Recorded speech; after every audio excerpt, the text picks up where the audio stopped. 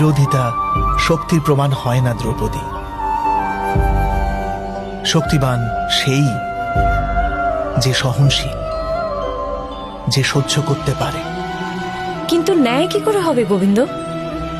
অন্যায় সহ্য করাকে শক্তি কিভাবে মানা যেতে পারে? যখন হৃদয় থেকে ক্রোধ আর বিরোধিতা দূর হয়ে যায়, তখন সহন শক্তি ধর্মের শক্তিতে পরিণত হয়। ক্রোধ থেকে প্রতিশোধের জন্ম হয়, আর ধর্ম থেকে ন্যায় জন্মায় দ্রৌপদী। দ্রৌপদী, তোমার জীবনেও যদি এমন সময় আসে যখন তোমার উপর কোনো প্রকারের অন্যায় হয়, তবে ন্যায় করার পূর্বে নিজের ক্রোধের উপর অঙ্কুশ অবশ্যই রেখো।